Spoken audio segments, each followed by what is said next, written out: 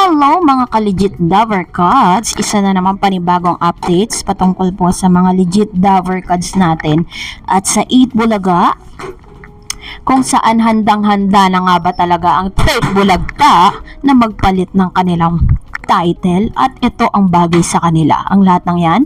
But before that, if you haven't subscribed yet to my YouTube channel, please don't forget to like, share, and subscribe at hit mo na rin ang notification bell for more showbiz updates.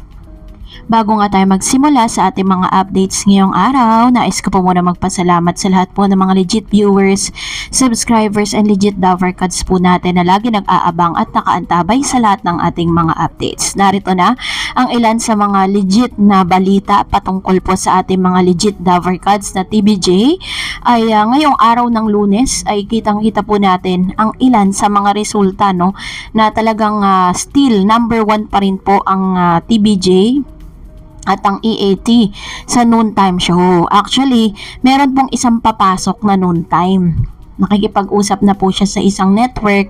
Kaso nga lang, dahil po talagang ang problema kasi mga sponsorship halos lahat na ata ng mga sponsors dito na po talaga pumirme dito po sa sa TBJ dito po sa EAT.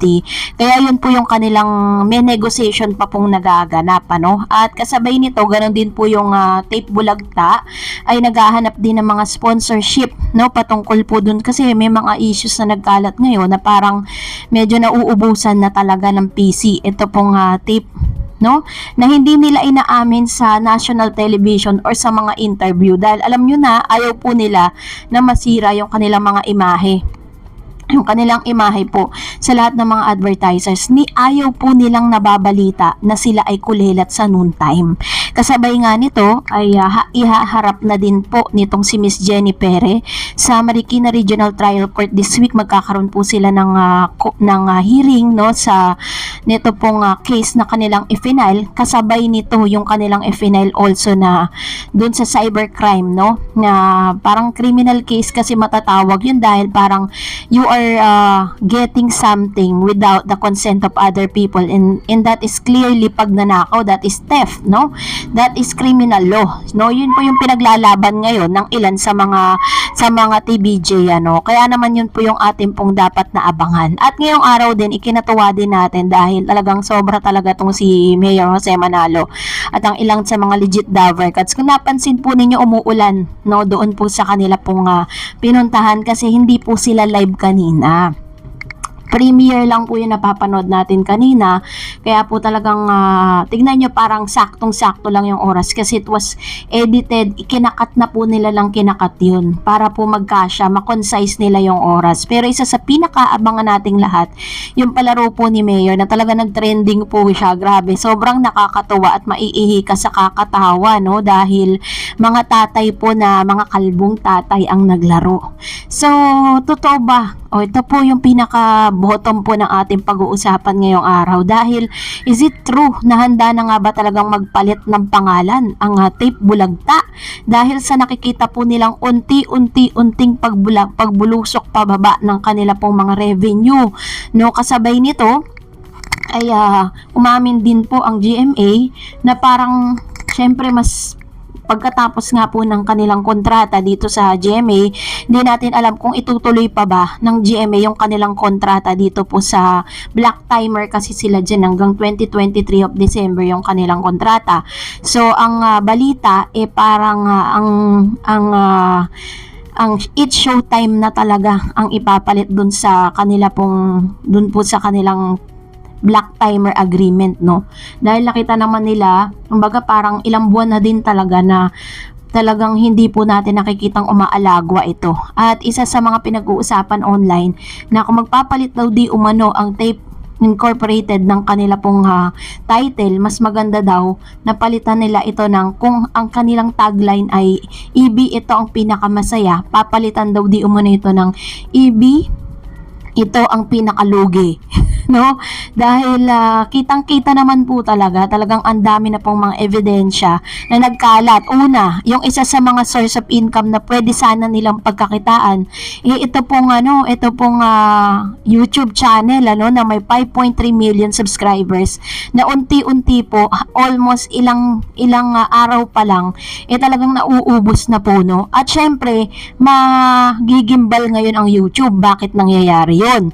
So, kasabay syempre niyan, hindi rin po mawawala yung massive report. Pwede rin po yun. Kahit po milyon-milyon ka na, kapag nagkaroon ng massive report ng isang YouTube channel, pwede pa rin i-take down yan.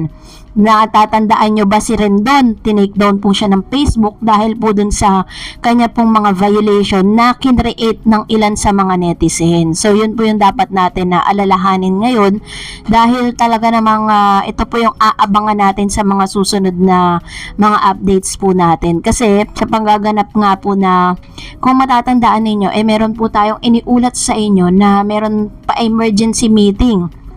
Ito pong Tape Inc. Dahil talagang hindi na po nila nagugustuhan. Kung sa picture po nakita po ninyo naman nakangiti sila.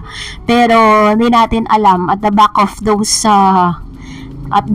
their smile, meron talaga silang malaking problema na haharapin, So, ito po yung ilan sa mga video clips na nakita po natin sa Instagram or dito po sa Instagram po ni Mayor Jose Manalo kung saan talagang itinuloy pa rin po nila yung Sugod Bahay mga kapatid segment kahit basang-basa. Hindi ko lang alam kung bakit walang ground yung kanilang mga microphones, dahil syempre mababasa ng ulan yan.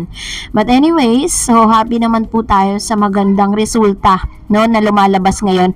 And of course, bago tayo mag-end, ito naman po ang ilan sa mga komento ninyo patungkol sa last update natin. Unahin natin si Ma'am Alma Flores.